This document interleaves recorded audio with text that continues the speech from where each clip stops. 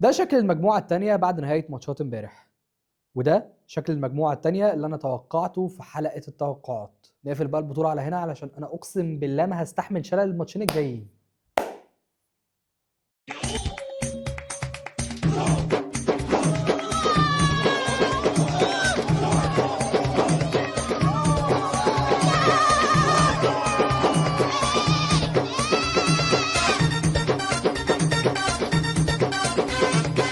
السلام عليكم ورحمة الله وبركاته، أهلا بيكم في حلقة جديدة من ميري وملكي في أفريقيا. احنا كسبنا يا جماعة، الحمد لله. كسبنا الماتش الأول بطلوع الروح، كسبنا الماتش الأول بصعوبة، كسبنا الماتش الأول بكل اللي احنا عايزين نقوله. مش مهم أي حاجة، المهم إن أنا بجد ما كنتش هستحمل إبراهيم فايق وهو طالع يزعلنا بالليل، ما كنتش هستحمل كابتن بهاء وهو بيعمل لنا التجربة الزيمبابوية، يعني ما كنتش هستحمل كل الحاجات دي. فالحمد لله إن هي جت على قد كده وكسبنا. الماتش فيه تفاصيل كتير وفيه كلام كتير، بس قبل ما أقول أي حاجة منها محتاج أقول حاجة مهمة قوي. أنا بحب عمر مرموش قوي عمر مرموش والحب جاني خدني ورماني. لا والله الواد ما شاء الله ما شاء الله لاسباب كتير، بس اهم سبب منهم ان هو الوحيد اللي خلاني بعد ما الجون دخل فينا وراني يعني ايه لاعب محترف، وراني يعني ايه لاعب انا هشيل الفرقه دلوقتي وهوري الناس انا مين وبعمل ايه وامكانياتي ايه وايه اللي بيخليني العب في مانشستر سيتي. يمكن عشان ليه فتره ما بيلعبش اساسي، وعشان بينزل اخر 3 دقايق و5 دقايق وحاجات عبيطه كده. الناس ناسيه مين هو عمر مرموش يا جماعه. الراجل ده جه من الثلاجه، جبر فريزر في افريقيا 2022، ورانا نسخه ناريه، يعني الوينج خطير. الراجل ده كان السنه اللي فاتت في الدوري الالماني كان قلب الدوري الالماني مراجيح. الراجل ده لغايه ما مشي من الدوري الالماني كان اعلى من هاري كين بمراحل. انتوا فاهمين يعني ايه اصلا توصل انك تتنافس مع هاري كين اللي هو اصلا مهاجم تبقى معديه؟ فلا الراجل ده خطير يا جماعه. احنا كنا محتاجين حاجه زي كده تفكرنا مين هو عمر مرموش. انا الحقيقه بقى لو هتكلم عن اداء المنتخب فانا محتار ومتلخبط ومش عارف اقول ايه، لسبب انه من ناحيه انا ما كانش عاجبني القرف اللي احنا بنقدمه امبارح، ومن ناحيه تانية طب ما هو يا جماعه احنا هنعمل ايه اكتر من كده؟ احنا عاملين استحواذ 80%، ودي واحده من اعلى النسب في تاريخ البطوله.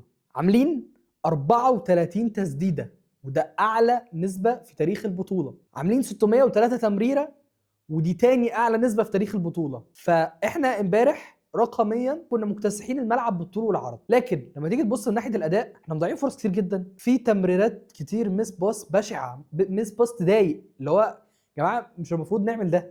في حاجات كتير كانت مستفزه بتحصل تخلي الواحد يخرج عن شعوره بمنتهى الامانه. بس مش عارف يعني انا مش عارف هل ده يخليني اكمل في التفاؤل اللي انا داخل بيه البطوله اصلا. انا بجد متفائل انه ان شاء الله المنتخب يعمل حاجه ومتحمس انه يعمل حاجه، ولا يخليني اتشائم ويخليني يعني مش عايز اتشائم. لانه احنا برضه لو فكرنا فيه احنا كنا بنلعب اضعف فريق في المجموعه رقميا، فلما منظرنا كان كده قدام اضعف فرقه في المجموعه، طب هنعمل ايه في الماتشات الجايه؟ فمن ناحيه عايز اتفائل جدا ومن ناحيه عايز اتشائم، مش عارف. المنتخب محير، المنتخب محيرني. بعدين في حاجه عايز اعلق عليها مهمه جدا. انا كنت قلت لكم قبل البطوله ان انا ما بحبش حسام حسن فنيا، ولكن امبارح واحنا مغلوبين 1-0 في الدقيقه 30 انا لمحت مصطفى محمد واقف على الخط. وقتها انا كان عندي استعداد ان اطبل لحسام حسن باقي البطوله. في ثانيه لقيت مصطفى محمد نازل وامام عاشور طالع. وقتها انا خسرت حسام حسن للابد. خسرني يعني ايه؟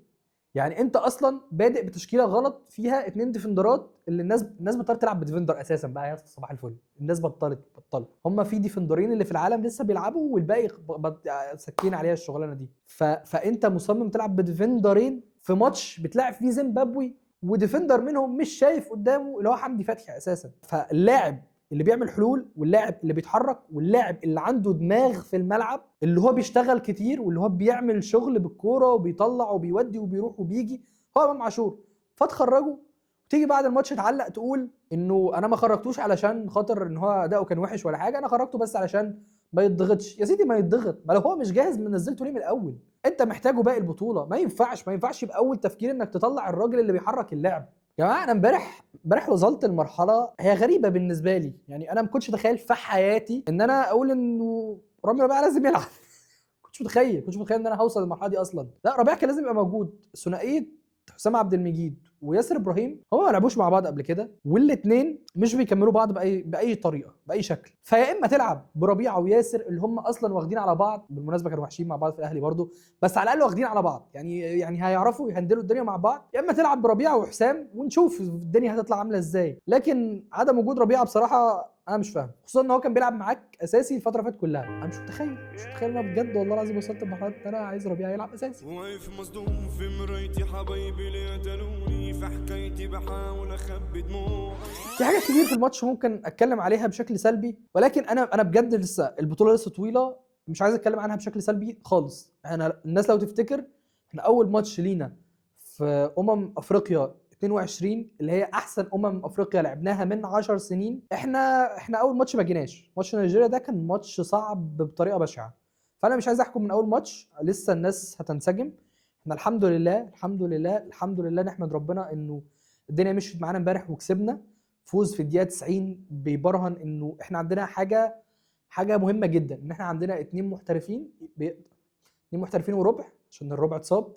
عندنا اتنين محترفين يقدروا يخلصوا من نص كوره جون. ده ملخص الماتش امبارح. عمر مرموش جاب من نص كوره جون، ومحمد صلاح جاب من نص كوره جون، رغم ان محمد صلاح محمد صلاح ما لعبش امبارح. محمد صلاح امبارح لو كان لعب كان فاد الفرقه جدا، بس هو ما لعبش امبارح. فانا مش عايز احكم من اول بطوله، يعني اتمنى ان اللعيبه تدخل في الاجواء اكتر من كده، اتمنى ان كابتن حسام يدخل في الاجواء اكتر من كده، اتمنى انه يبتدي يفكر بذكاء، انه ما يحسبهاش ما تحسبهاش يا كابتن، يعني انت كده والله العظيم هيمشوك لو عملت ايه، فبالله عليك ما تحسبهاش، ما تفكرش. انا عارف ان انت من اكبر متابعين ميري وملكي، ما تفكرش. بس كده يا جماعه، ده كان انطباعاتي عن ماتش امبارح.